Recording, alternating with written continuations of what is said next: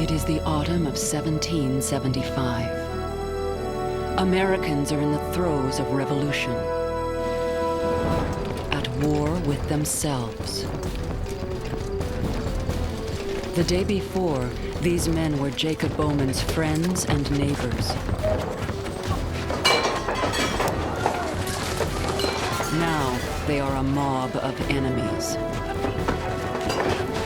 My grandfather was surprised at night by a party of rebels, and with his eldest son was taken prisoner. His house was pillaged. There my grandmother was with 6 children without any provisions in the house at the commencement of winter. The Bowman family is guilty of no crime but loyalty to England. Loyalty to the wrong side.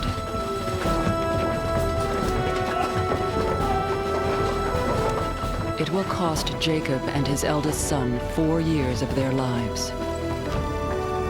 All over the 13 colonies, others like the Bowmans will suffer. Their homes and fields burned, driven from their land, beaten, humiliated.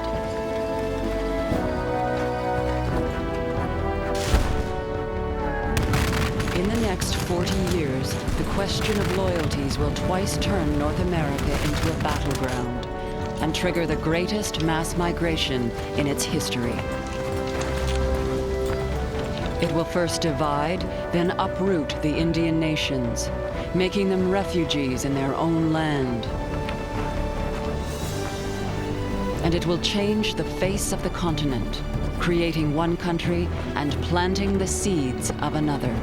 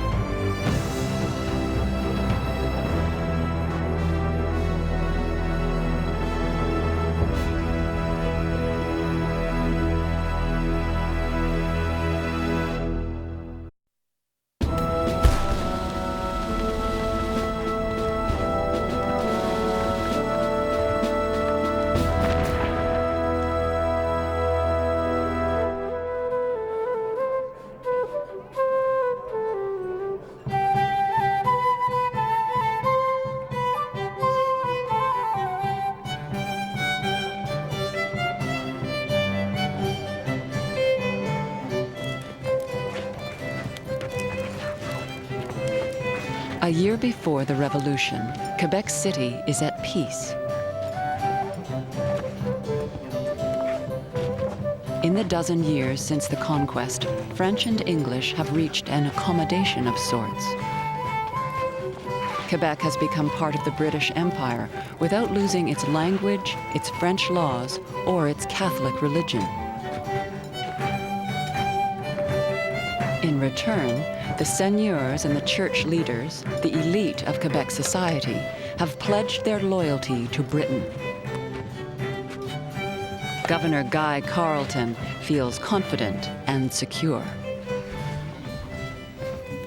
I have had the satisfaction of finding His Majesty's Canadian subjects impressed with the strongest sense of the King's great goodness toward them.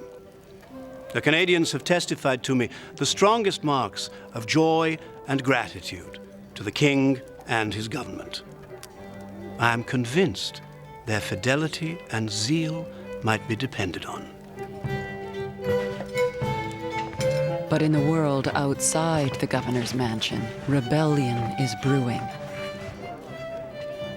On the night of the governor's ball, a Montreal merchant begins spreading a message from the American rebels.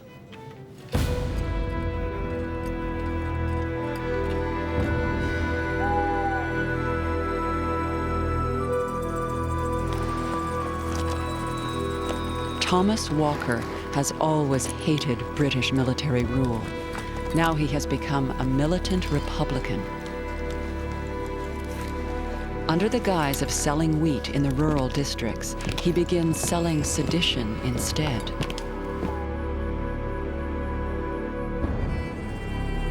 Walker circulates a proclamation from the American rebels inviting Quebec to join the revolution. It is both an appeal and a threat.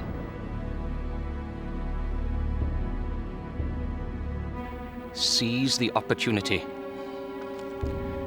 Take a noble chance for emerging from a humiliating subjection under governors and military tyrants into the firm rank and condition of free English citizens. You are a small people compared to those who invite you into a fellowship. A moment's reflection should convince you which will be most for your interest and happiness. To of all the rest of North America, your unalterable friends, or your inveterate enemies.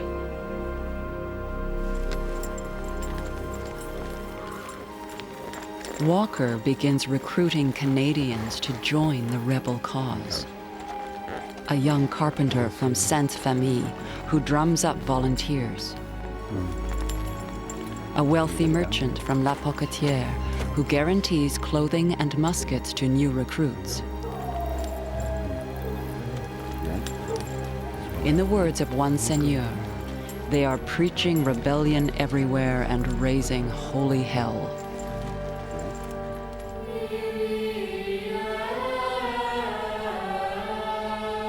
The loudest voice opposing the rebellion is the church. Its leaders know the Americans will never recognize the Catholic religion as the British have done. The bishop decrees that anyone who takes up arms against the king will be denied the sacraments and the right to Christian burial. But on a Sunday morning in Trois-Rivières, young notary Jean-Baptiste Badeau wonders if his fellow parishioners are listening. We received the blessing of the Holy Sacrament, and we began praying fervently during Mass and at the offering. There were very good Christians all around us, but how many others were there as well? As they were leaving church, I heard with my own ears several people saying they came to pray for an American victory. This is how far our faith has fallen. No wonder God has thrown a dark cloud over our miserable province.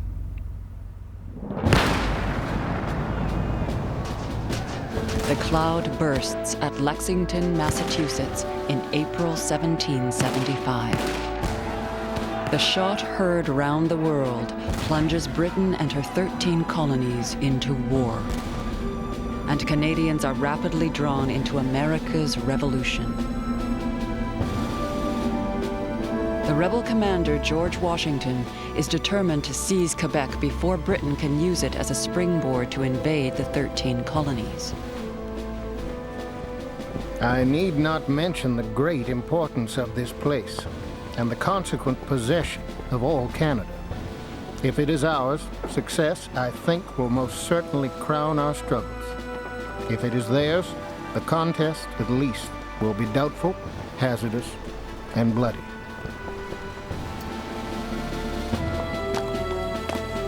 Washington's network of spies in Quebec reports that Canadians have uncertain loyalties.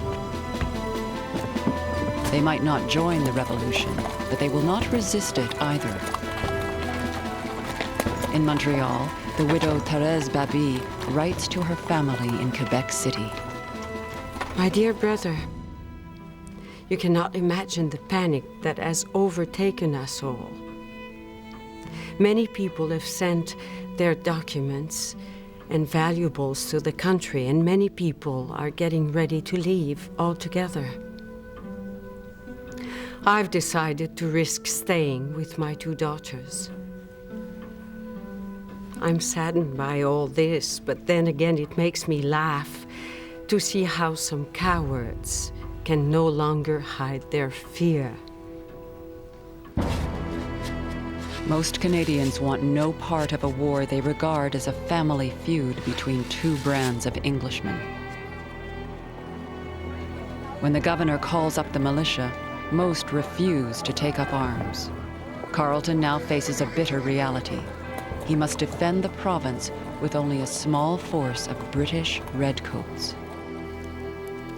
Not 600 rank and file fit for duty upon the whole extent of this great river. Not an armed vessel. No place of strength. The ancient provincial force enervated and broke to pieces. All subordination overset, and the minds of the people poisoned with the same hypocrisy and lies practiced with such success in other provinces, which their emissaries and friends here have spread abroad with great art and diligence. With his province divided and his army outnumbered, Carleton knows he is vulnerable. And so do the American rebels.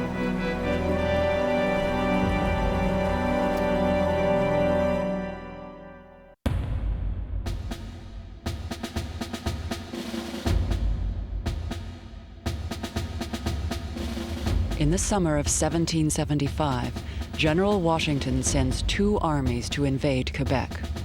One force of 1,000 men will sail up Lake Champlain and the Richelieu River to strike at Montreal.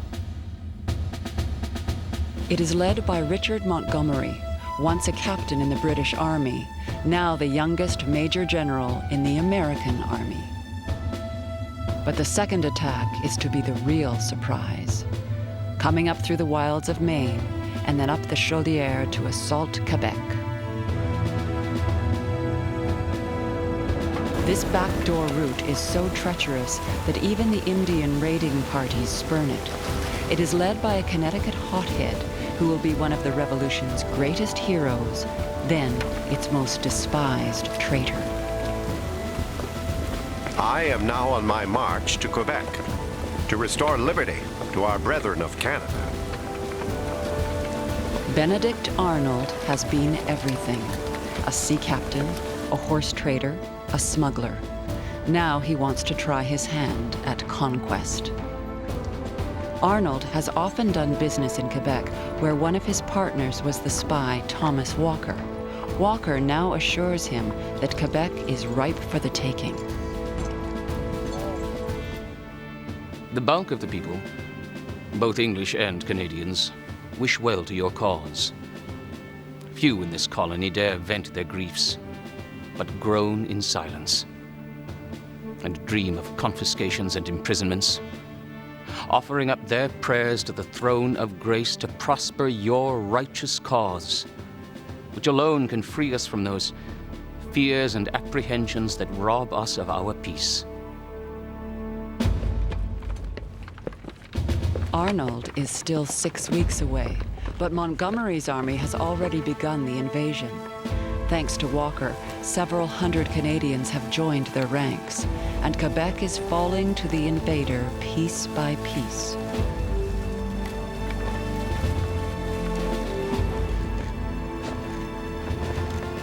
By mid-September, they are on the doorstep to Montreal. Now all that stands between the city and the enemy is the British fort at Saint-Jean. The Americans surround it, cut its supply lines, and bring up the siege guns.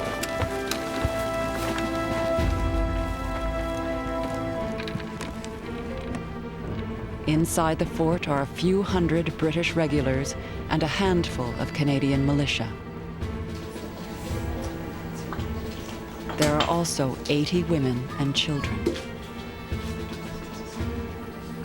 For the first few weeks, they carefully count every musket cartridge and ration every scrap of food, and the siege is bearable. For 7 grim weeks, they hold out. But on the last night, the American guns pound the fort for 8 long hours. By morning, British Lieutenant Joan Andre knows it is the end. The situation of the sick and wounded was a very cruel one. They were neither out of reach of danger nor sheltered from the inclemency of the weather. There was now nothing left but to frame the best articles we could for the garrison. A surrender with honor. On November 3rd, the battered garrison at Fort Saint-Jean gives in. Much of the British Army is now in captivity. Montreal is defenseless. You can't imagine we're in the worst possible situation. The governor has just told les Canadiens they are free to leave or to stay. I think we are doomed. And we are waiting to be taken. I'm sure this is the last letter I can send you.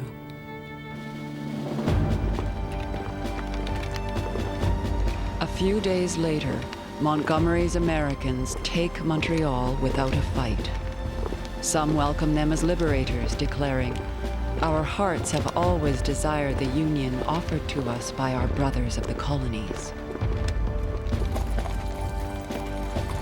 Governor Carleton escapes Montreal at the last minute and flees to Quebec City.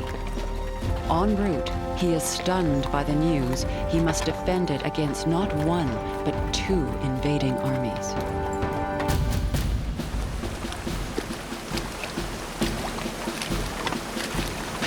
Fortunately for Carleton, Benedict Arnold's army is a wreck.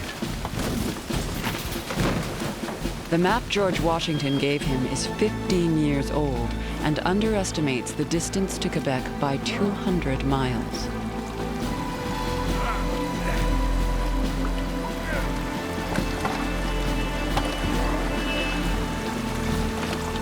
Most of Arnold's boats have been smashed to pieces, the food and supplies swept away in the freezing water.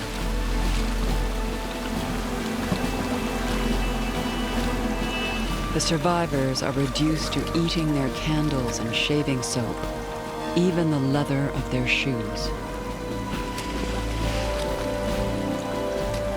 Many of the men began to fall behind, and those in any condition to march were scarcely able to support themselves, so that it was impossible to bring them along.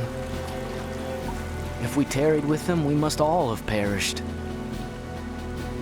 Private George Morrison.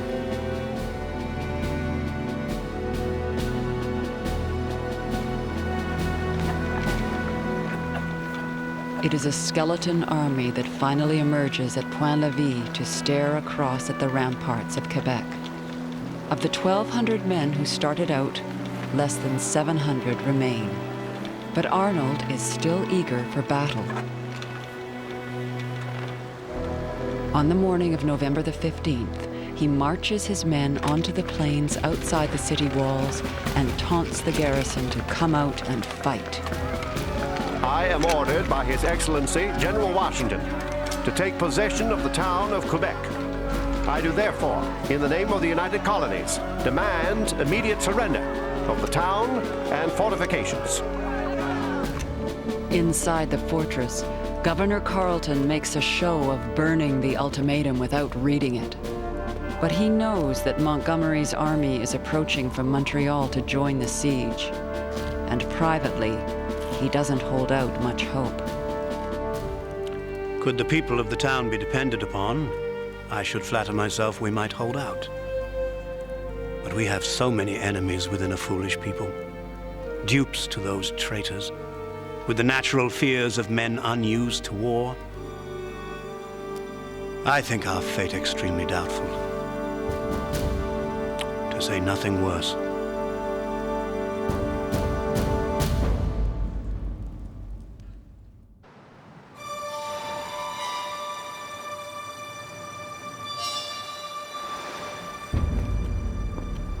While Quebec City digs in for the fourth siege in its history, Governor Carleton resorts to desperate measures. I do hereby order all who have refused to enroll their names in the militia lists and to take up arms to quit the town in 4 days, together with their wives and children, under pain of being treated as rebels or spies. Outside, camped on the plains of Abraham, Montgomery and Arnold have their own problem. Nearly half of the American army is due to be released because their enlistments expire on New Year's Day. Time is running out. The Americans know it, and so does the garrison inside Quebec. In the night, a deserter from the rebels came in at the palace gate. It was the deserter's opinion that we'd be attacked on the first snowy or stormy night. For a week, the skies are clear. But on New Year's Eve, the weather turns. And finally, the Americans attack. The plan is to take Lower Town first, then rush the fortress.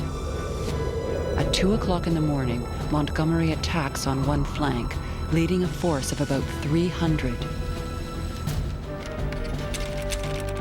All that stands in his way is a band of 30 Canadian militiamen and a few British seamen.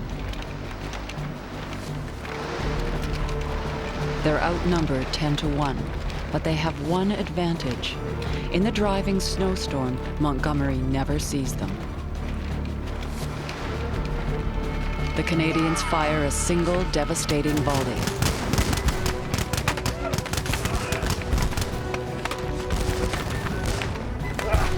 Montgomery and most of his officers are cut down. The rest of the Americans flee back to camp. Benedict Arnold knows none of this. His force of 700, attacking from the other side of Lower Town, runs a gauntlet of fire below the city walls.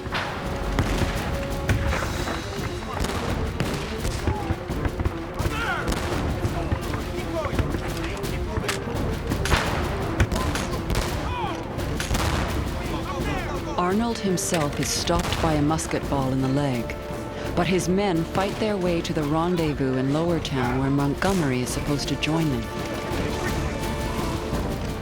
They don't know he's already dead, and no one is coming.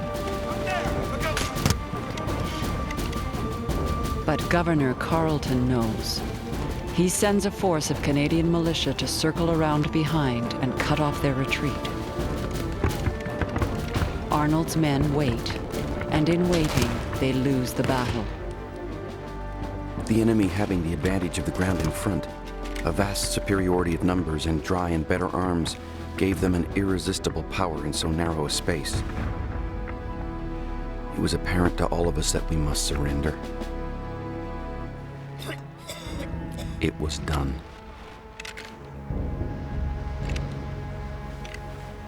"400 Americans surrender. Another 80 are dead, in snow now so deep many of the bodies will not be found until spring.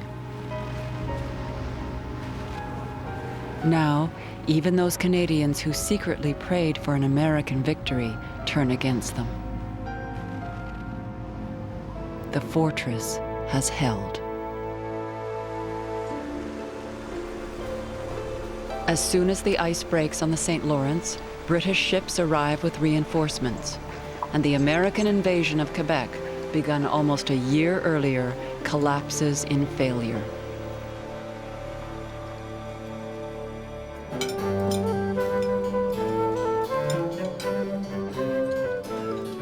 The governor's annual ball that year celebrates a great victory.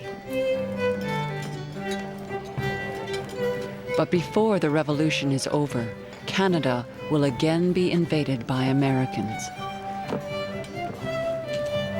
This time, though, it will not be her armies, but her refugees.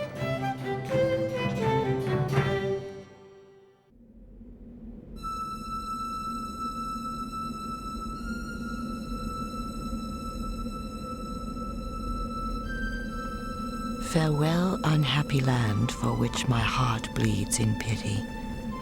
Little does it signify to you who are the conquered or who the victorious. You are devoted to ruin, whoever succeeds. Janet Shaw. By the summer of 1776, the revolution has become a bloody struggle between the United States and Britain. In New York City, a mob celebrates the Declaration of Independence by toppling a statue of King George III and melting it down for musket balls. But the revolution has left Americans deeply divided. On one side, the rebels who support independence. On the other, the British loyalists.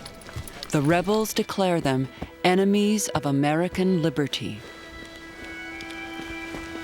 Thousands of families are driven out, paying the price of their loyalty with exile.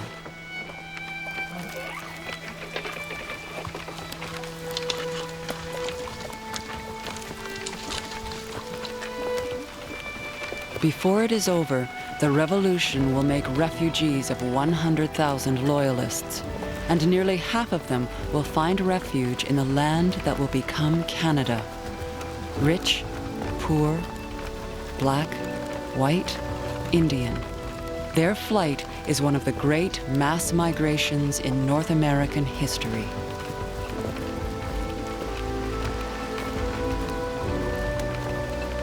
Hannah Ingraham is 11 years old when her family is forced from their farm in Albany County, New York. She saw her grandfather taken by the rebels to a prison ship, and her father flee to join the British Army. We had a comfortable farm, plenty of cows and sheep. But when the war began and Father joined the Redcoats, the rebels took it all away. My father was in the army 7 years. Mother was 4 years without hearing from him whether he was alive or dead. Anyone would be hanged right up if they were caught bringing letters. Oh, they were terrible times.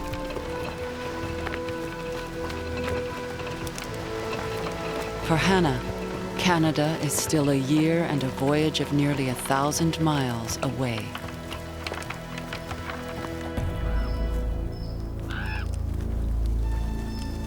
Others have already fled there with a price on their heads. These loyalists will form the guerrilla armies that are Britain's best weapon against the revolution. The Royal Yorkers, Jessup's Loyal Americans, and the most famous of them all, Butler's Rangers. Launching raids from bases in Canada, they are, said one American soldier, harder to find than a pack of wolves in the woods.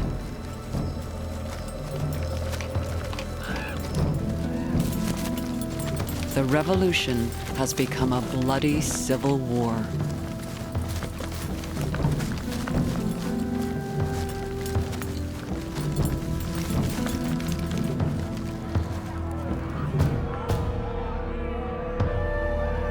Loyalty to Britain has been declared a crime, punishable by the whipping post and the noose.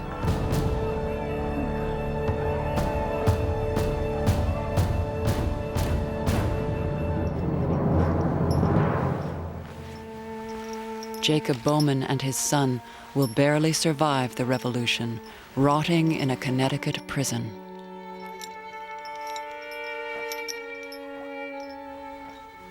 They were there fastened together by a band of iron around their arms and a chain around their ankles. In that condition, they remained 3 years and a half, until the flesh was worn away and the bones laid bare 4 inches.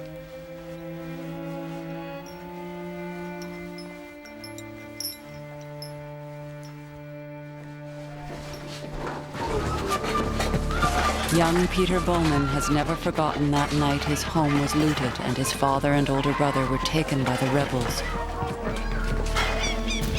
When he passes his 13th birthday, he is old enough to fight back. In 1778, Peter Bowman joins Butler's Rangers. That summer, they begin returning to their homelands in New York State. Savagery will be met with savagery.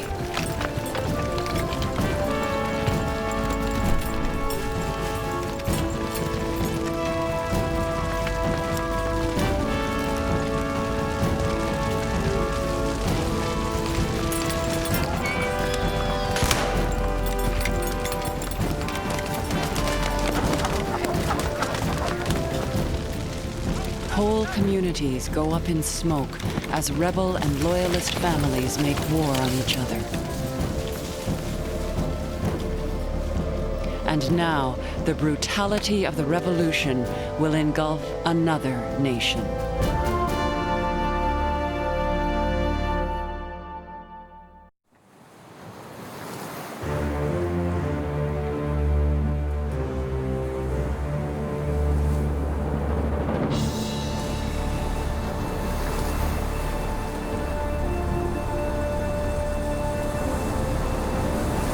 The winter of 1775 has begun turning the river to ice when the ship Adamant clears the St. Lawrence and sets sail for England. On board is a passenger carrying a bold proposition for King George.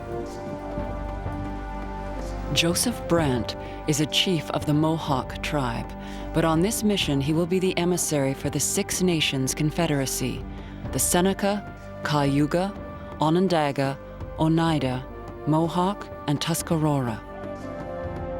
The onslaught of white settlers has already begun to squeeze the tribes from their lands in northern New York. Now they fear an independent United States will swallow up what remains. This is what drove Joseph Brant to sail across an ocean to appeal to the King of England. The Mohawks have been treated very badly in that country. Indeed, it is very hard when we have let them have so much of our land for so little value. They should want to cheat us of the small spots we have left for our women and children to live on. We are tired out in making complaints and getting no redress.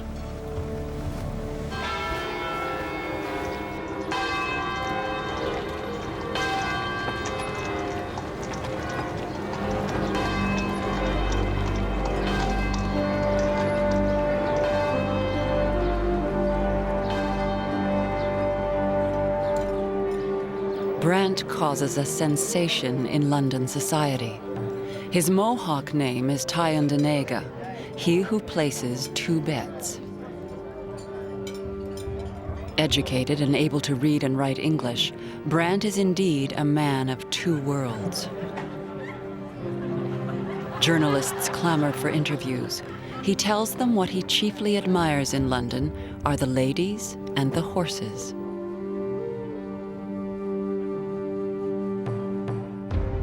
But his real business here is to make a deal.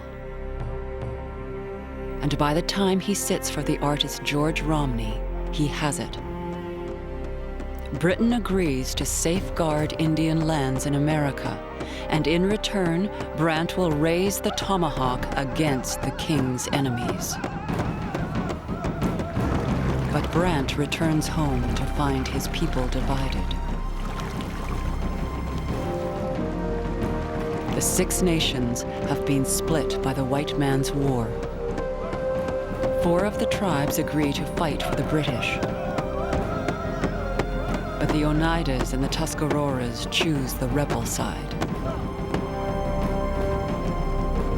Throughout the Revolution, Six Nations warriors fight in every major battle in the North. Brant's volunteers are so effective, they become the most hated men in the United States. Stories spread of atrocities real and imagined. The rebels respond with a ruthless new tactic. The immediate objects are the total devastation of their settlements and the capture of as many prisoners of every age and sex as possible. Parties should be dispatched to lay waste all the settlements around, with instructions to do it in the most effectual manner, that the country not be merely overrun, but destroyed. George Washington.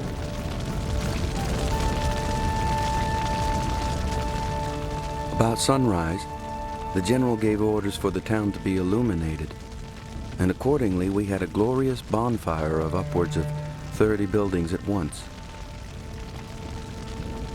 A melancholy and desperate spectacle to the Indians,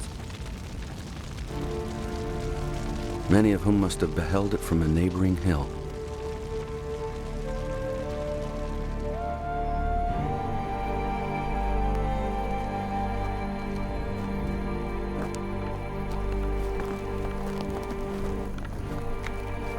In just 2 months, Washington's orders do more damage to the Six Nations than 5 years of war have done. The Indians are driven out, their villages burned, fields and orchards laid waste, their burial grounds defiled.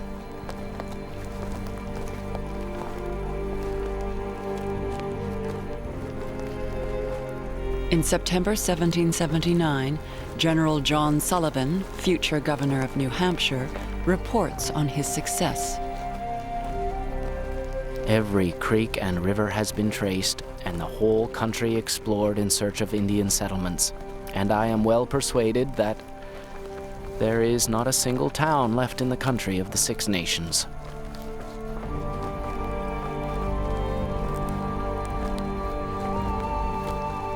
Joseph Brant watches as his people become refugees on their own land. We, the Indians, wish to have the blow returned on the enemy as early as possible. But I am afraid it will again be but a trifling affair. We think the rebels will ruin us at last if we go on as we do, 1 year after another, doing nothing. We are in between two hells. Let us have an expedition early in the spring. Let us not hang our heads between our knees.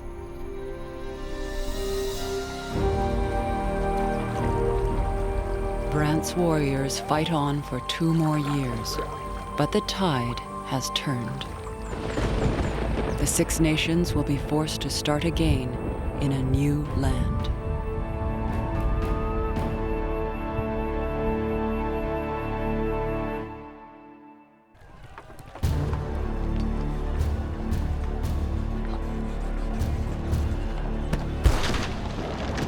In the fall of 1781, at Yorktown, Virginia, the British suffer their final defeat of the war. General Charles Cornwallis is forced to surrender an army of more than 7,000 men. The war will drag on for another 2 years, but the Loyalists know it is over. And for many, defeat holds a terrifying prospect. The revolution has triggered the first mass escape in the history of American slavery. To every Negro who shall desert the rebel standard, full security to follow within the British lines.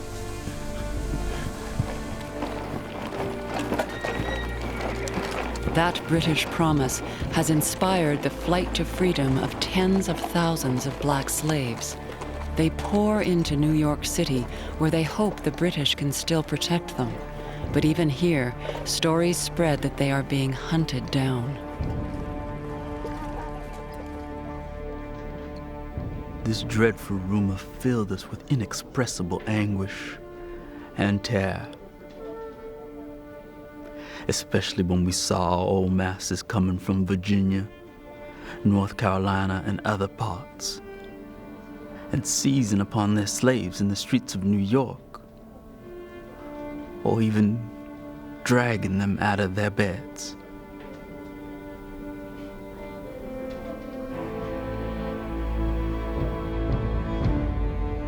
Boston King was born a slave in South Carolina.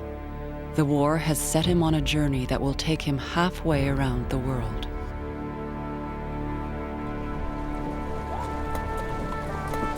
By 1783, New York City is teeming with Loyalist refugees and the remains of the British Army, perhaps 70,000 souls in all. For many, it is the last stop before exile. Some, like Connecticut Loyalist Stephen Jarvis, tried to go home, but found only hostility. An old man, an Irishman, came to see me to warn me to be on my guard as the militia were coming to mob me. I saw many who I knew, went up to them and offered my hand. One of them, who seemed to be their leader, addressed me in these words: "Jarvis, you must leave this town immediately. Now we won't hurt you. But if you are seen within 30 miles of this place by sundown, you must abide by the consequences. Like Boston King, Jarvis flees to New York City to be evacuated. That summer of 1783, the harbor is full of British ships, nearly 200 of them. And every day, more and more loyalists are leaving. From the south, thousands have already fled to Jamaica, the Bahamas, and the West Indies. Some sail home to Britain, but the majority of loyalists, 35,000, choose to go north to the rocky Atlantic coast of Nova Scotia. Hannah Ingraham, now reunited with her father, is among the last to leave. Father said we were to go to Nova Scotia, that a ship was ready to take us there. This was September. The transport that was to bring us to St. John was the last transport of the season and had on board all those who could not come sooner. The Loyalists will profoundly change the land that gives them refuge, building new communities out of the wilderness and laying the foundations of a separate nation.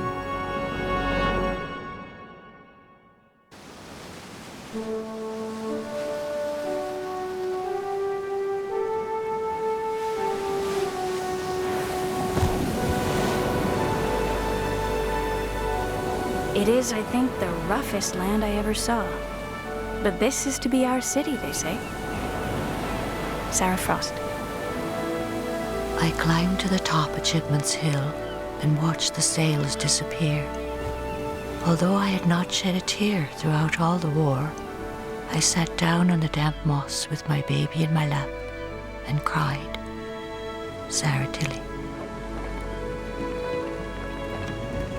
The flood of refugee loyalists that lands on the shores of Nova Scotia nearly triples the population overnight. The Caldwells and the Dodds, the Mackays, the Moodys, the Thompsons. Surveyors frantically lay out town sites and homesteads. But as fleet after fleet brings new arrivals, John Parr, the colony's governor, is overwhelmed. A considerable number of refugee families, destitute of almost everything, must be provided for, chiefly women and children, as I have not yet been able to find any sort of place for them, and the cold setting in severe.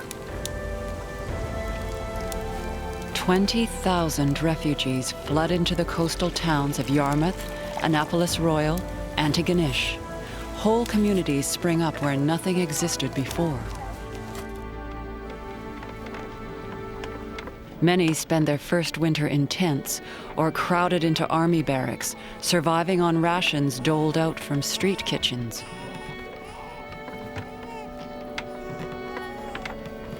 I hired a hovel for $40 a year, and in this wretched abode we remained for several weeks. I purchased a town lot, commenced building, and opened a small store of goods. In October, we got into our new dwellings as happy as princes. But my poor wife suffered greatly from the dampness of the walls, and on the 9th of January, 1785, was delivered of a dead son. Stephen Jarvis joins the wave of new settlers that spread up the St. John River, creating the towns of St. John, Queenston, Gagetown, and Fredericton. It is here that Hannah Ingraham's family settles. They spent their first winter in tents, but by spring, Hannah's father has built their first rough home. There was no floor laid, no windows, no door, but we had a roof at least. A good fire was blazing, and Mother boiled a kettle of water. We all sat at our breakfast that morning, and Mother said, "Thank God we are no longer in danger of having shots fired through our house. This is the sweetest meal I ever tasted." Hannah Ingraham never married and never left Fredericton. She lived to be 97, long enough to see the beginning of the age of photography.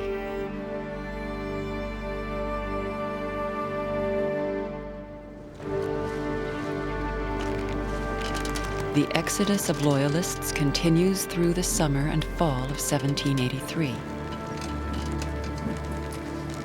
At the port of Roseway, there are sometimes upwards of 30 ships unloading their human cargo. A few miles away, on a rocky, desolate stretch of shoreline, the largest free black settlement on the continent has begun. But most of the black Loyalists in Birchtown never get the land or the provisions the British promised. When the blacks take menial jobs in nearby Shelburne, white workers start riots and drive them out.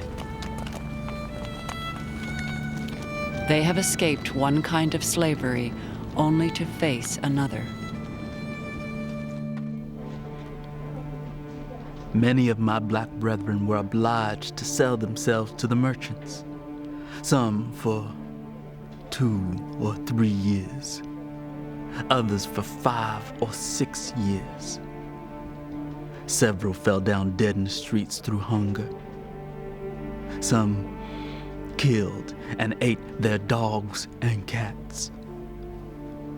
Poverty and distress prevailed on every side, so that, to my great grief, I was compelled to leave Birchtown.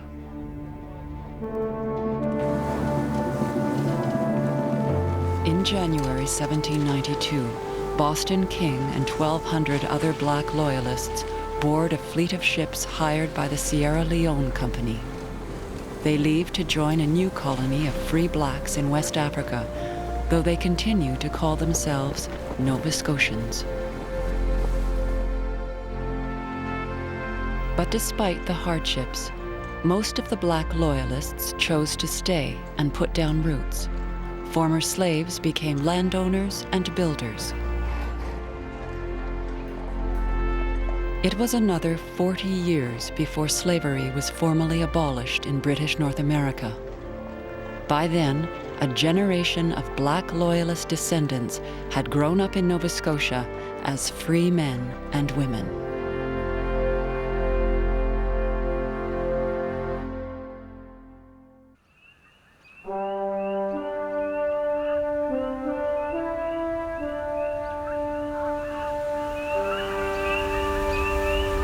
Colonel Butler says that his people would rather go to Japan than go back among the Americans, where they could never live in peace. Colonel Alan MacLean. Ontario is still a wilderness called the Upper Country when the men of Butler's Rangers face a new reality. The Niagara Peninsula was their base of operations during the Revolution. Now it will be home. Private Peter Bowman has been at war since he turned 13. Now, at age 20, the warrior will become a farmer. My father settled on his land near the Falls of Niagara.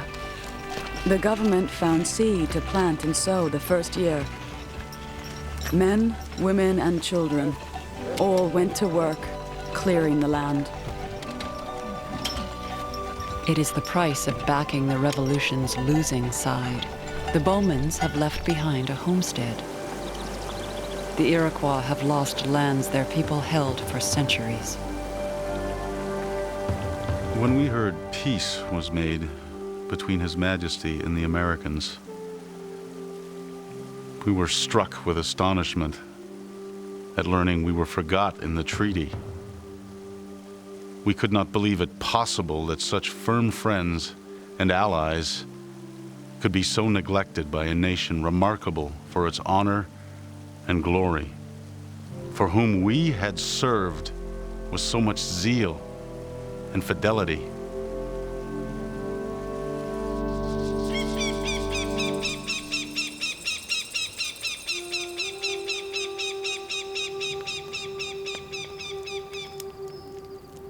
Britain tries to carve out lands for the Iroquois in the peace treaty, but the Americans refuse.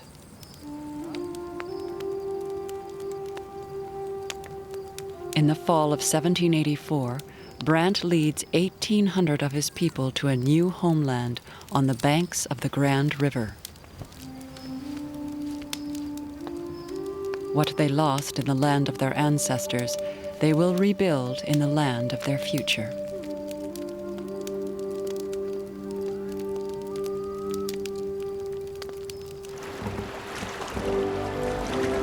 At the other end of Lake Ontario, thousands of Loyalists are taking up their land along the St. Lawrence River. Settlements are springing up between Cornwall and Kingston. I baptize you in the name of the Father. By 1791, the Upper Country has the fastest growing population on the continent, and the Loyalists begin agitating to be recognized as a colony separate from Quebec, a colony where they can have a role in governing themselves. The congregation of Christ's flock. Loyalist settlers have already convinced Britain to divide Nova Scotia, creating the new colony of New Brunswick with its own elected assembly. In London, Colonial Secretary William Grenville now fears if he does not also divide Quebec, the French Canadians and the British Loyalists will never live in peace. If these two bodies and classes of men, differing in their prejudices and perhaps in their interests, were to be consolidated into one legislative body, dissensions and animosities might probably prevail. It should seem, therefore, that the natural remedy for this would be the separation of the province into two districts. In June 1791, Quebec is divided into the colonies of Upper and Lower Canada, each with its own governor and elected assembly. In the next few years, under the stewardship of John Graves Simcoe, Upper Canada will change dramatically. He offers free land, attracting a new brand of settler. American pioneers from New York and Pennsylvania, New Jersey and Connecticut. Lady Elizabeth Simcoe is astounded at their numbers.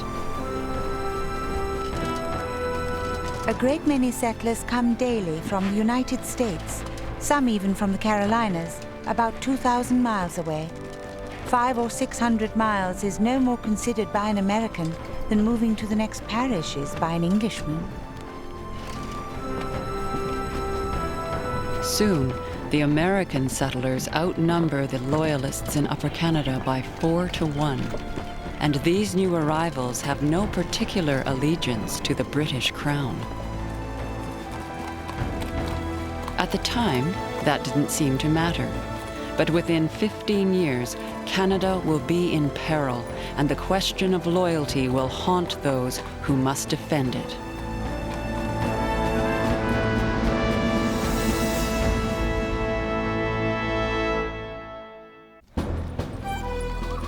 On the 21st of January, 1793, Louis XVI, King of France, climbed a scaffold in Paris. The Catholic priest, Father de Fermont, steadied his arm. It was all over in a few moments. The youngest of the executioners took hold of the head and brandished it around the people gathered at the scaffold. Soon a few cries of Vive la République could be heard. Then the shouts multiplied, and this chant became the cry of thousands. The killing of a king helped propel the second great revolution of the century, and it launched a war in Europe that would spill across the ocean to North America.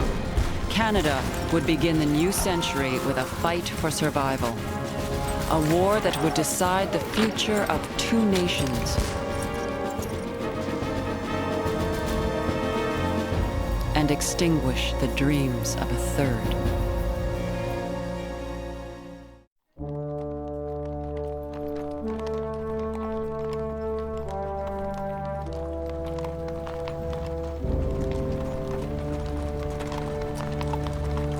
It is more than a month before news of the King's execution reaches Quebec City in Lower Canada.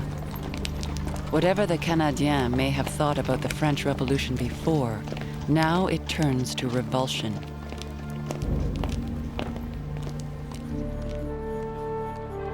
Philippe Aubert de Gaspé never forgot the day the news arrived. Suddenly my father leaped from his chair, his eyes aflame. He cried, "Infamous beast! They have guillotined their king!" The chaos and brutality of the revolution drive a wedge between France and her former colony, but British leaders cannot see it. When Sir James Craig, the new governor, arrives in 1806, all he can see is a province of 300,000 people where the French language, the seigneur, and the Catholic Church still rule. They are in their hearts French yet. And whatever attachment they may affect to feel to the government, yet there would not be 50 dissenting voices to a proposition for their re-annexation to France. The general opinion among the English part of the inhabitants is that they would even join an American force, if that force were commanded by a French officer. Britain has now been at war with France almost continuously for 13 years, and Quebec City is afire with rumors. The French fleet is poised to invade, the Canadiens ready to rise up in revolt, backed by Napoleon's troops. The Quebec Mercury, the voice of the English minority, fans the flames. This province is already too much of a French province for an English colony. To unfrenchify it as much as possible, if I may be allowed the phrase, should be a primary objective. After 47 years of possession of Quebec, it is time the province should be English. But Lower Canada is no threat to Britain. The Canadiens have embraced the British parliamentary system and the concept of free elections. The most powerful man in the assembly is Pierre Bédard, a baker's son with a genius for politics. In what essential point are Canadian subjects different from English subjects? Cannot a Canadien be, and is he not in reality, English in his love of English liberty, in his attachment to the English government, and his aversion for French principles? Does loyalty consist in identity of language? Bédard has long been a thorn in the governor's side, but their feud escalates when Bédard and his supporters buy a printing press. On the editorial pages of the newspaper Le Canadien, Bédard asserts the right of the elected assembly to make policy, attacking the governor's appointed officials. This son of a baker, who possesses the best abilities of the lot, is by far the most dangerous of the set. Those who know him best do not scruple to give it as their opinion that there are no lengths to which he is not capable of going. Dissent has also found a voice in the neighboring province of Upper Canada. In that assembly, it is an Irishman who leads the opposition to the governor, and, like Bédard, he too publishes a newspaper. On the pages of the Upper Canadian Guardian, Joseph Wilcox attacks the administration so viciously he will twice be charged with libel. Methinks I am of much more consequence than I thought myself to be. I am flattered at being ranked among the enemies of the king's servants in this colony. I glory in the distinction. Is it truth and a constant adherence to the interest of the country that has excited so much alarm among this band of sycophantic office hunters, pensioners, and pimps? The British governors cannot tolerate dissent, for Britain now fears it is heading towards a second war with the Americans. Opposition in the Canadas will not be forgiven.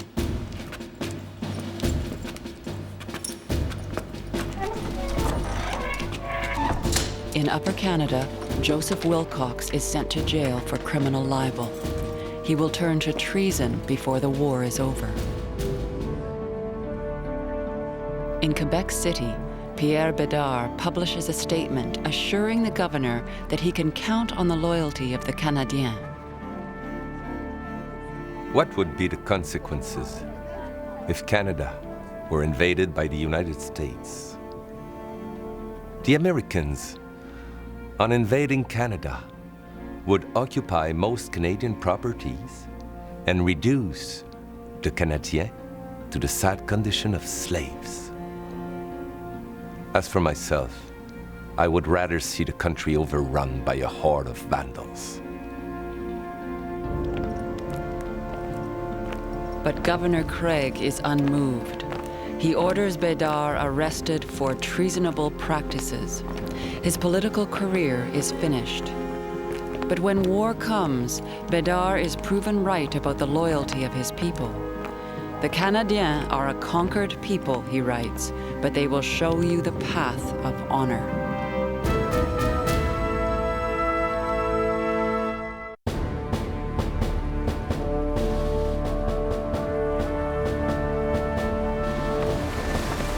By 1811, Britain's tactics in her war with France have enraged the United States. British warships are seizing American ships bound for Europe and pressing American seamen into the Royal Navy. In Washington, a political faction called the War Hawks, led by Congressman Henry Clay, is demanding retaliation. We are invited to submit to debasement, dishonor, and disgrace, to bow the neck to royal insolence. What are we to gain by war has been asked. In reply, I would ask, what are we not to lose by peace?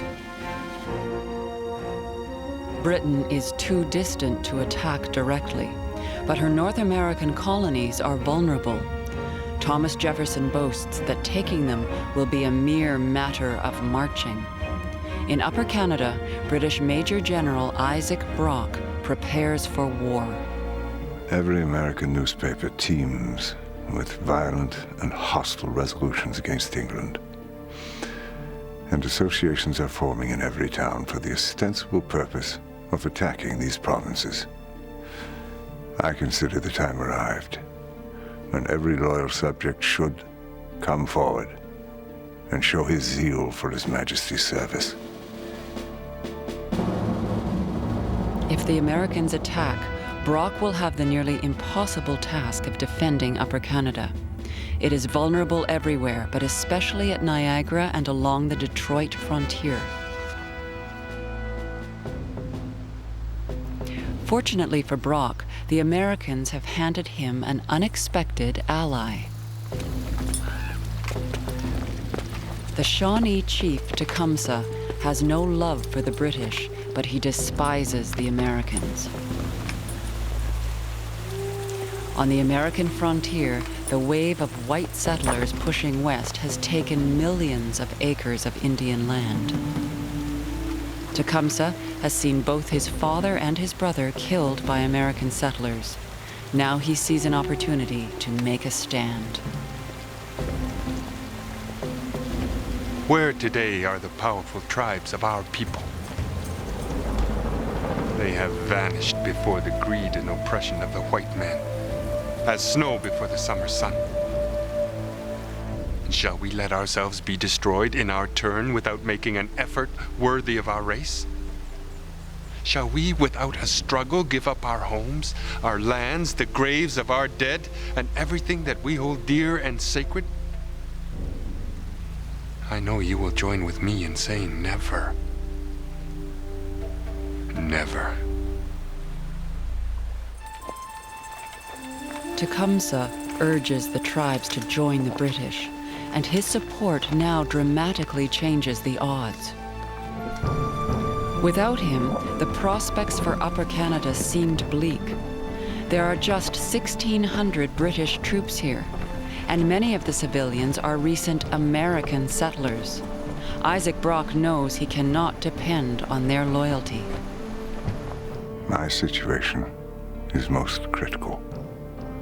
Not from anything the enemy can do, but from the disposition of the people. The population, believe me, is essentially bad. A full belief possesses them all that this province must inevitably succumb. Most of the people have lost all confidence. I, however, speak loud and look big.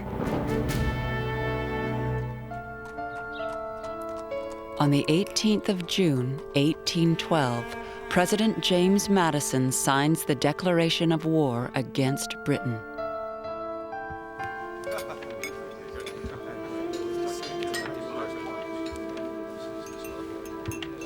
It begins as a gentleman's war. The news takes a week to reach Isaac Brock. On the night it arrives, the officers of his regiment at Fort George are entertaining a group of American officers from across the border. They insist on finishing the meal as though nothing has changed.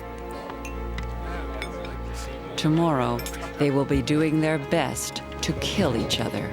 Give you honor and duty. Honor and duty.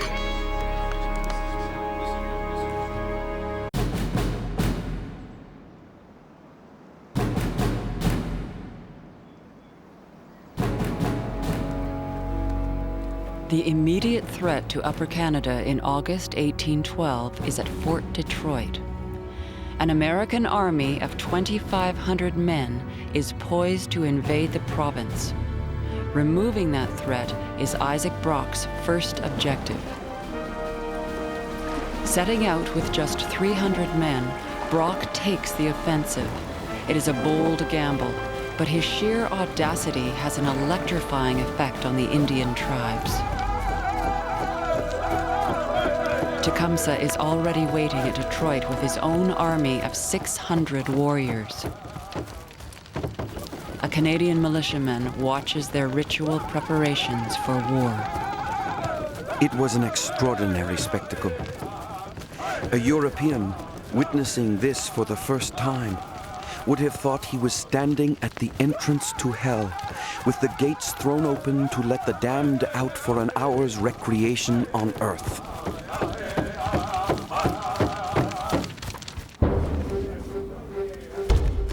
Brock has also recruited 400 Upper Canadian militia.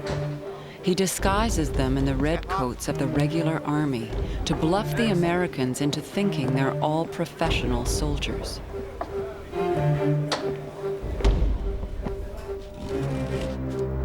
At dawn on August the 16th, Brock's mismatched little army marches on the fort of Detroit.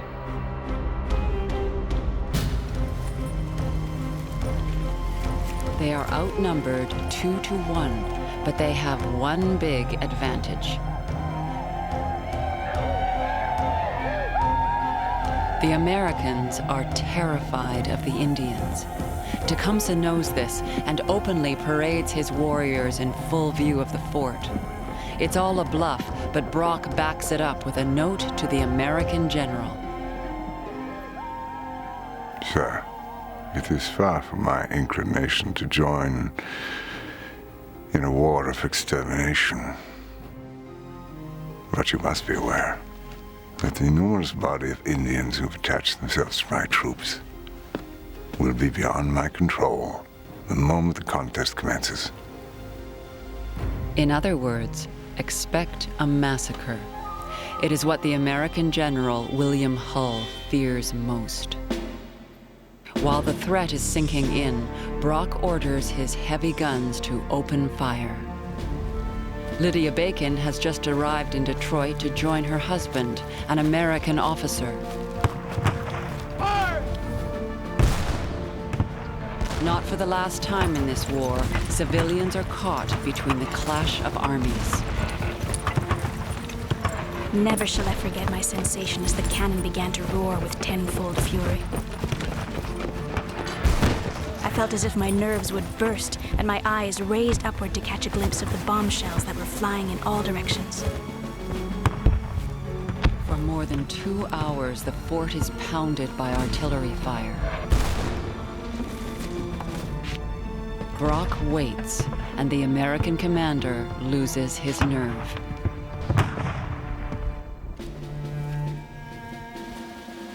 Standing in the British lines, Private Shadrach Byfield waits for the order to attack that never comes.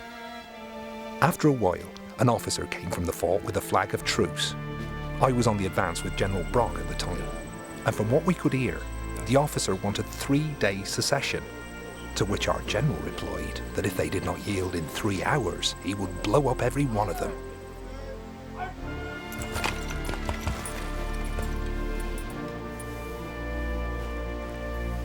Hull surrenders without a fight. An American observer writes to President Madison that the whole fiasco is the most weak, cowardly, and imbecile he's ever seen.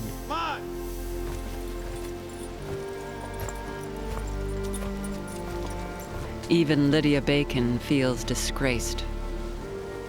The American colors were taken from the staff and replaced by the English colors, and a royal salute fired from the very cannon taken from them in the Revolutionary War. Lydia and her husband are allowed to return home on the condition he not fight again. Their war is finished.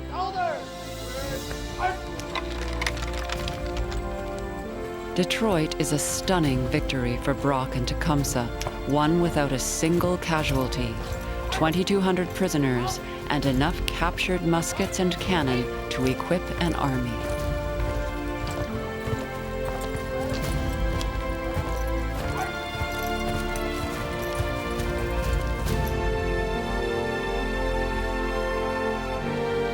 Best of all, the news has raised hopes in Upper Canada.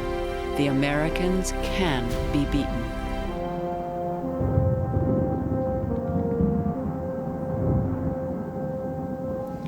But Brock knows Detroit is a stolen victory, and there is another, far greater contest looming.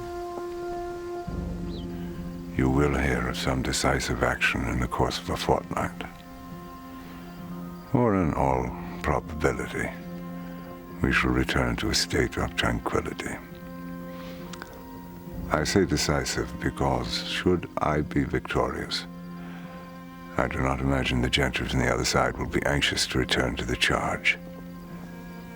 And if I should be beaten, the province is inevitably gone.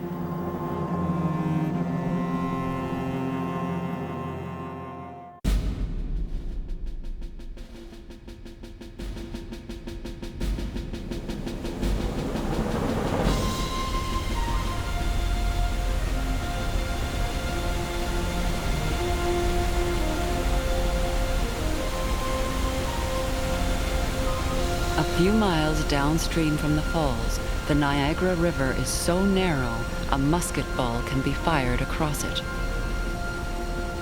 Here, in the fall of 1812, a second American army prepares to avenge the humiliation of Detroit.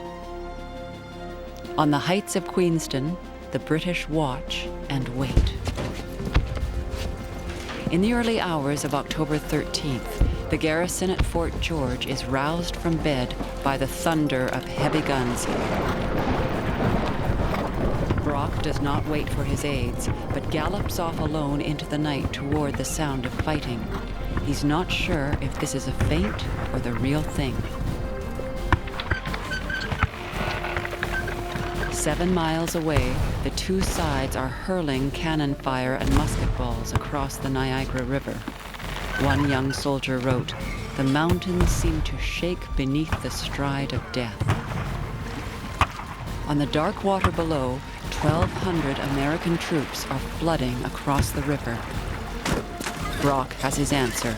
It's a full-scale invasion.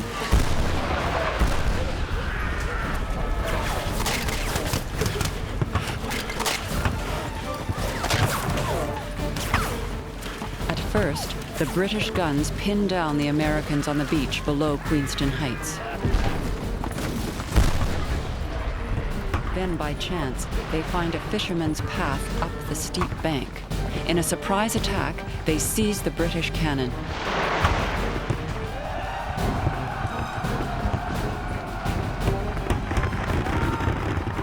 General Brock arrives, the battle is fast turning in favor of the Americans. At daybreak, he decides on a desperate counterattack. It fails.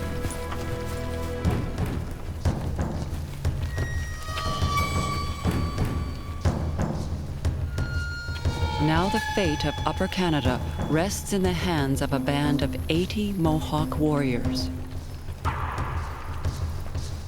They are led by the adopted son of Joseph Brant, a man named John Norton, who is half Cherokee and half Scot.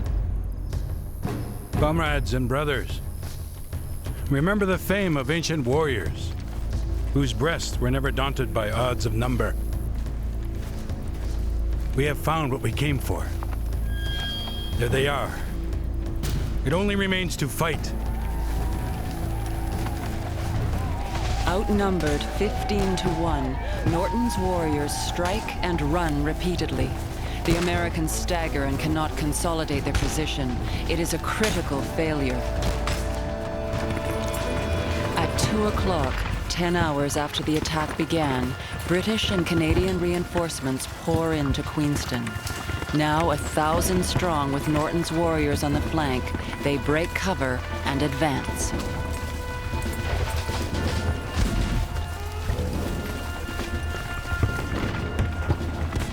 The whole line opened a fire on us. We rushed forward. From the side of a hill where they lay, they fired again. We came in upon them swiftly. They left their cannon and they ran.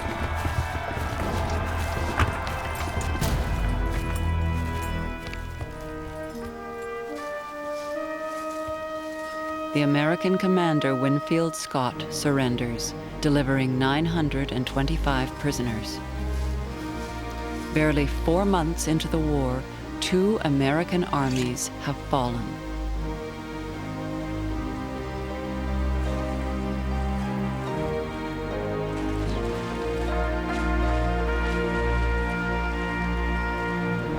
But the battle has been costly. 12 warriors and 2 Mohawk chiefs were killed. The British and Canadians have lost nearly 100 men. But the Americans suffer far worse. Estimates of their casualties range as high as 500.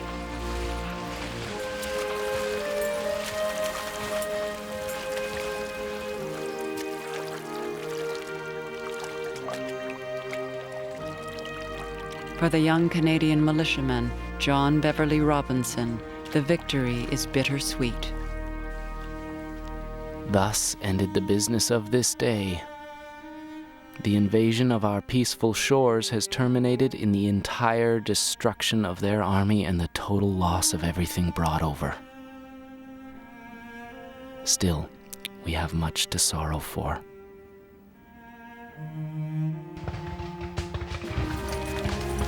In that desperate charge at dawn, a sniper had recognized General Brock's uniform.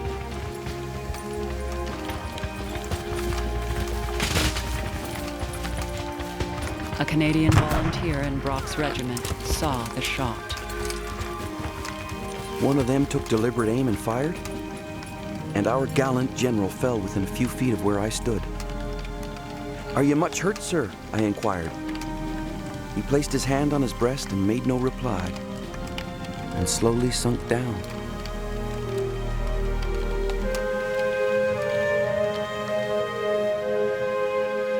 Isaac Brock is buried at Fort George as the British cannon fire a 21-gun salute. Across the river, the Americans answer with their own salute.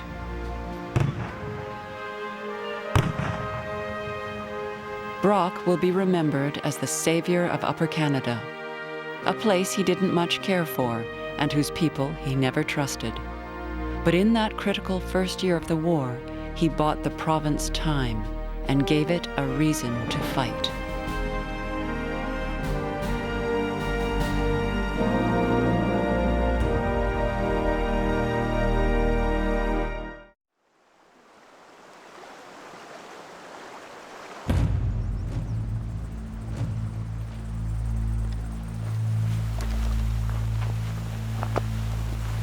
Tecumseh is recruiting warriors 1,000 miles away when Brock falls at Queenston Heights. By now, the Shawnee chief is known to every tribe from the Canadian border to the Gulf of Mexico. The war has given him an opportunity to realize a vision. A unified and independent Indian Confederacy powerful enough to resist American expansion. A nation within a nation.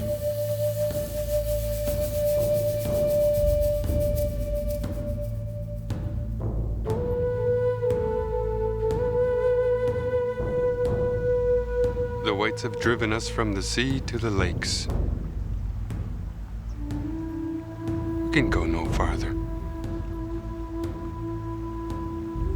Unless every tribe unanimously combines to give a check to the ambition and avarice of the whites, they will soon conquer us apart and disunited, and we will be driven from our native country and scattered as autumn leaves before the wind. To American leaders intent on expanding settlement, Tecumseh is a dangerous man. Indiana Governor William Henry Harrison both fears and admires him. The implicit obedience and respect which the followers of Tecumseh pay to him bespeaks him one of those uncommon geniuses which spring up occasionally to produce revolutions.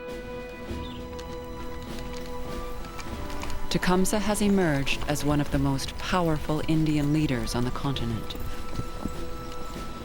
As the war enters its second year, he has demonstrated his courage and skill in half a dozen battles. But in September of 1813, Tecumseh can only listen to a faraway battle and wait.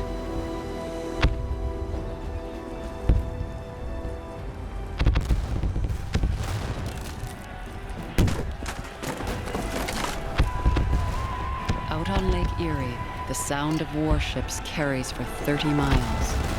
The American and British fleets are in the midst of a battle that will change the course of the war.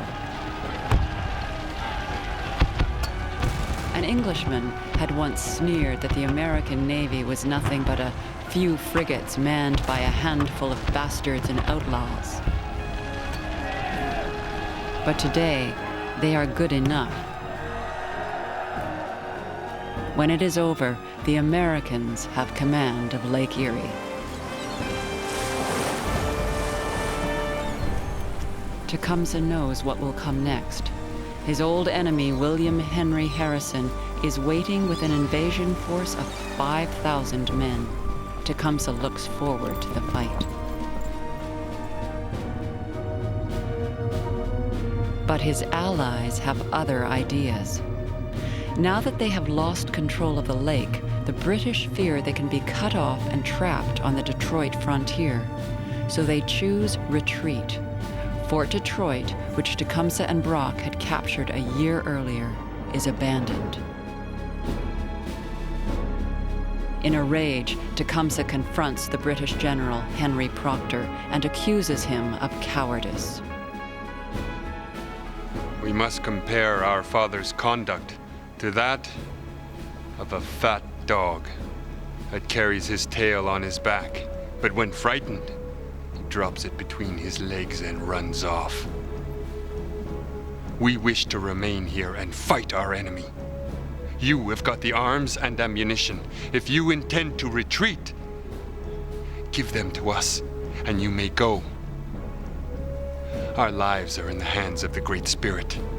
We are determined to defend our lands, and if it be His will, we wish to leave our bones upon them. Proctor is unmoved. The British will pull back up the Thames River, all the way to York if necessary. It is an agonizingly slow retreat. For a week, Harrison's army chases them down, gaining every day.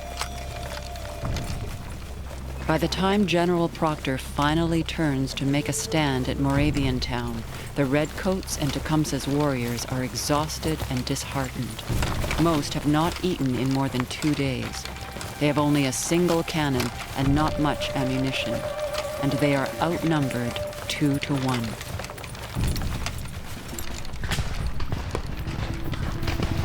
The Americans mount a cavalry charge.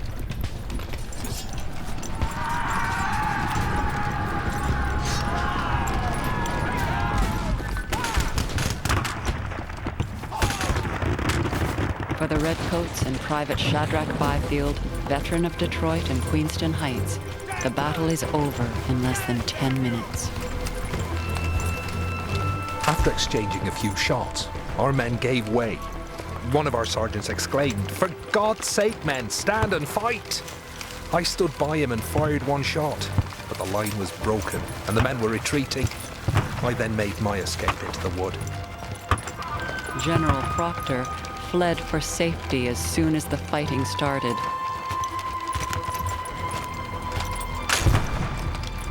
Leaving his men to be captured or killed.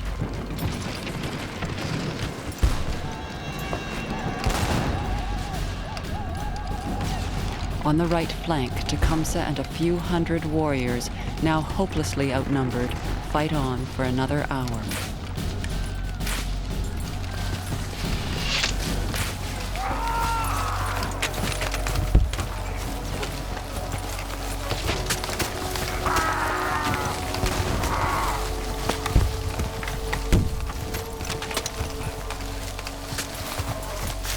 Then, the sound of Tecumseh's voice, which all had heard urging on the fight, is gone.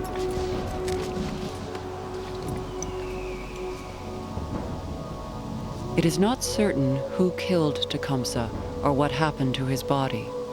Some believe his warriors carried him from the field as they retreated. Others claim the body was left to American souvenir hunters who took his clothing and tore off strips of skin for razor strops.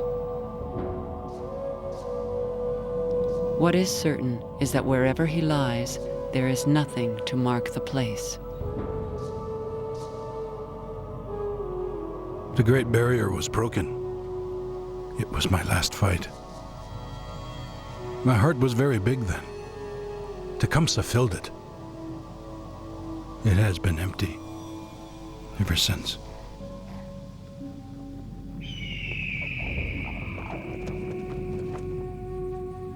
Tecumseh's army has been broken. Never again will the military services of the Indians regain their importance in colonial affairs. Tecumseh's dream of a pan-Indian confederacy dies with him.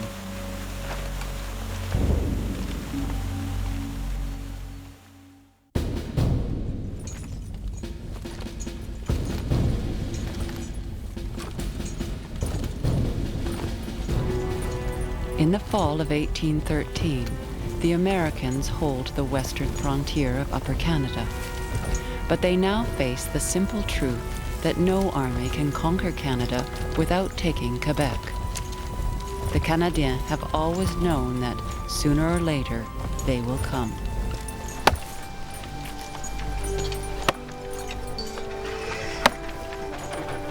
It is an improbable army that digs in the defenses on the banks of the Chateauguay River to face the invaders. French Canadians standing shoulder to shoulder with the British. Louis Guy and David Johnson.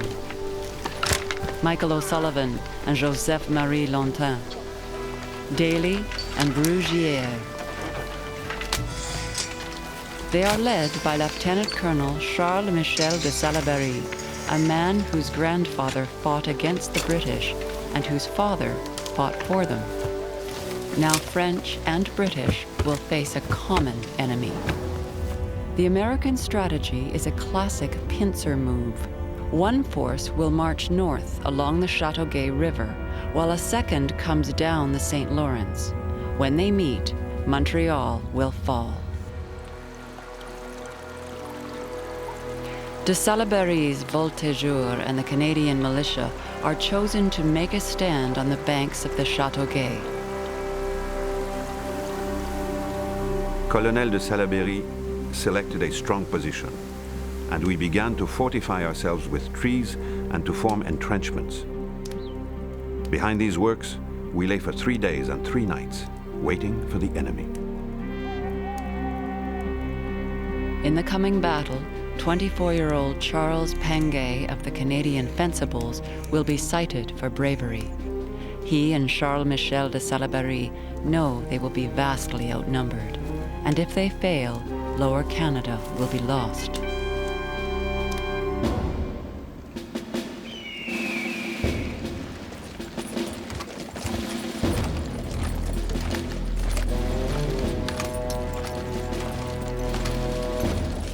On the morning of October the 26th, 1813, 4,000 Americans take to the field. They know they are facing only a few hundred Canadians in the forward lines.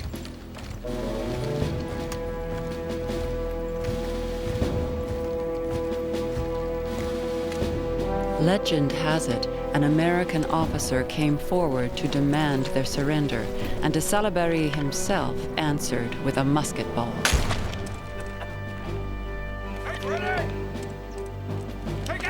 What is certain is that when the Americans open fire, they think they have won the battle. Cheers ring out from their army, but when the smoke clears, Charles Pangay and the other Canadians have stood their ground. All of our men fired from 35 to 40 rounds, so well aimed that the prisoners told us the next day that every shot seemed to pass at the height of a man's breast or head.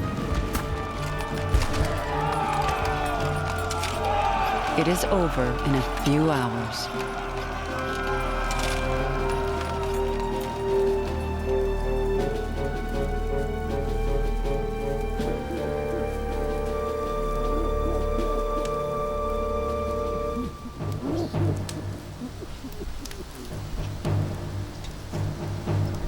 The Canadians believe the Americans have retreated only to mount another attack. And so, for 8 more days, Pangay and the others lie behind their barricades in the cold and wet and wait. We suffered so much from foul weather that some of our men fell sick every day. I now know that a man can endure without dying more pain and hell than a dog. There are many things that I could tell you more easily than I can write them, but you will be convinced by this affair that Canadians know how to fight. Charles Pangay dies a few months later. The Americans never do get to Montreal.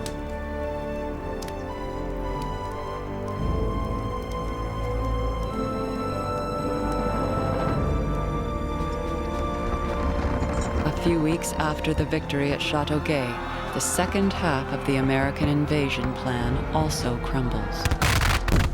On November 11th, in the fields of John Chrysler's farm, a greatly outnumbered force of British regulars and Canadian militia drives the invaders back. For the second time in less than 40 years, the Americans have tried to conquer Lower Canada and failed.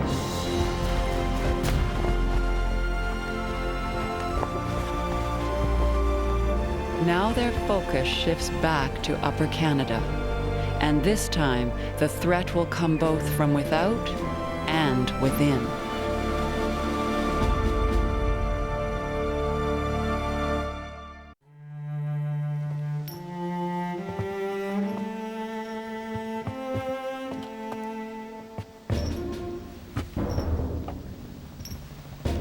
In the summer of 1814, a mass execution sends an unmistakable message to the population of Upper Canada. 8 men, convicted of treason for aiding the American forces, are hanged at Burlington Heights.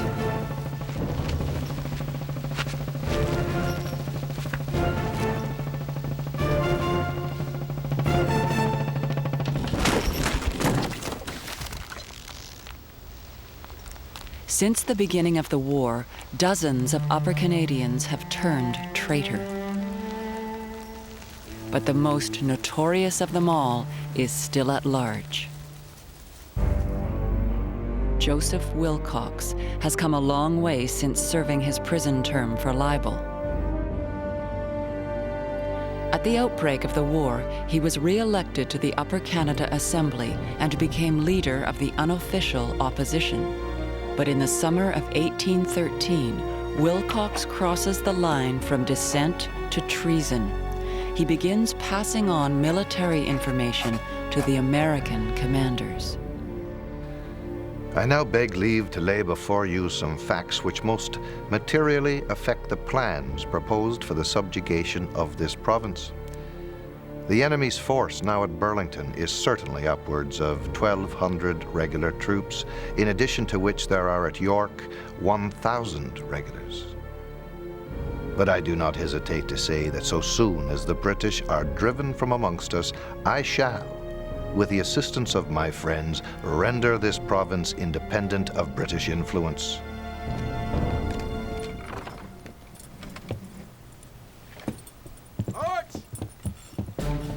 Wilcox is still a member of the Assembly of Upper Canada when he becomes a colonel in the American Army.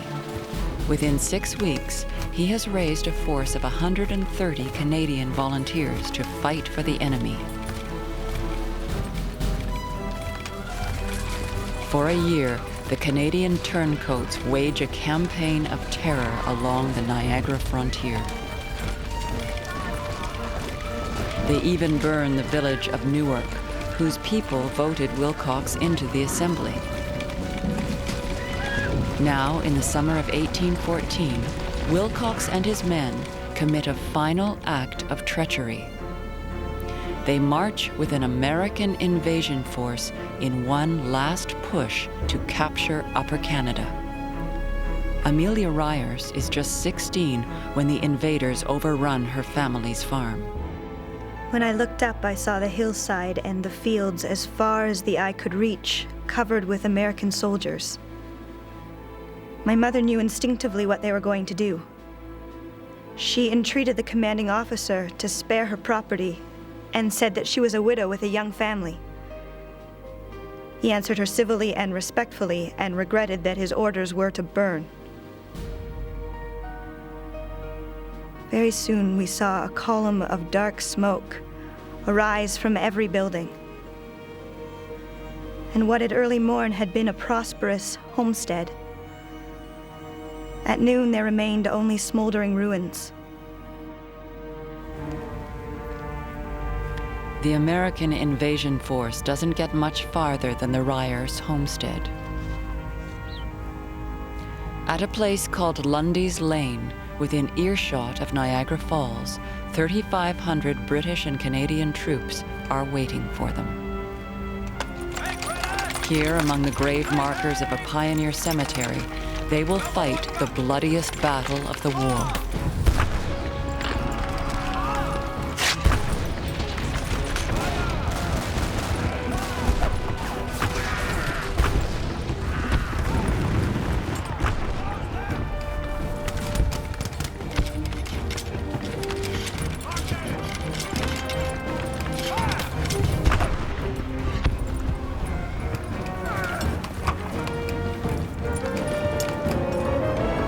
When night falls, there is an informal ceasefire, and both sides call in reinforcements.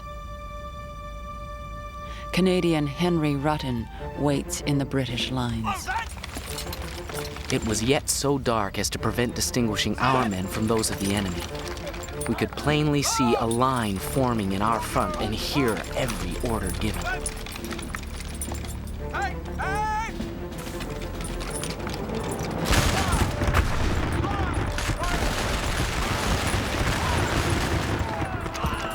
Now, 5,000 men face each other in the cemetery, in some places less than 100 feet apart.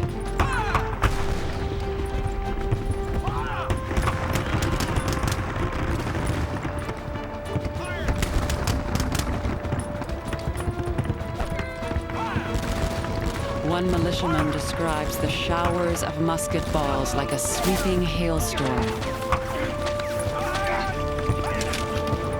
In the confusion, it is impossible to tell friend from foe, and both sides kill their own men by mistake.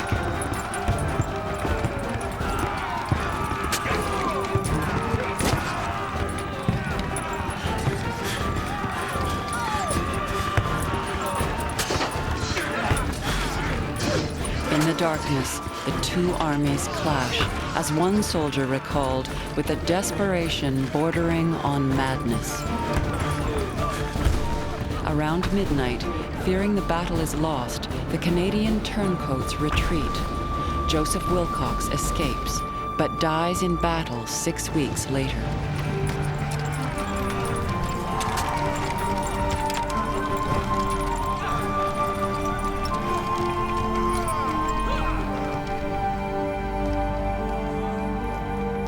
At dawn the next morning, the British and Canadians are left holding the field.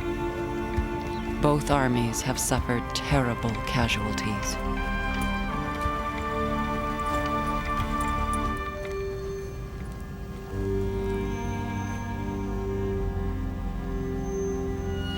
Oh, that the king and the president were both here this moment to see the injury their quarrels lead to. They would surely never go to war without a cause that they could give as a reason to God at the last day, for thus destroying the creatures that he hath made in his own image. A soldier's wife.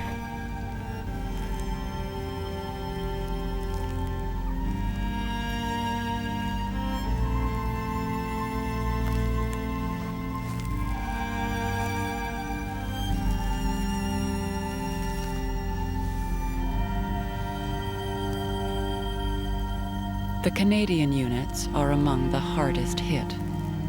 In one regiment, one of every 3 Canadians who fought at Lundy's Lane was killed or wounded. Canada's defenders pay a terrible price, but they have turned back the last major American invasion.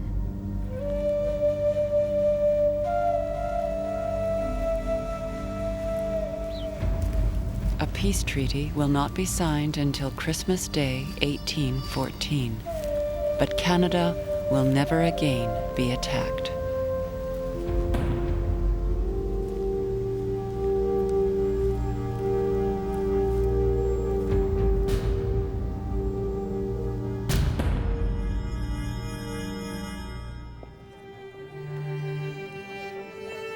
When the last Canadian veterans of the war gathered for a photograph in 1861, Canada was on the verge of nationhood.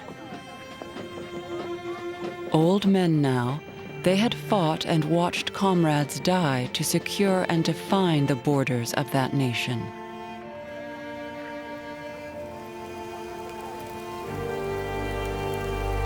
The war that was supposed to assimilate the people of Canada has achieved precisely the opposite. In its determination not to become American, Canada has drawn closer to Britain than ever and has seen a glimmer of its own identity.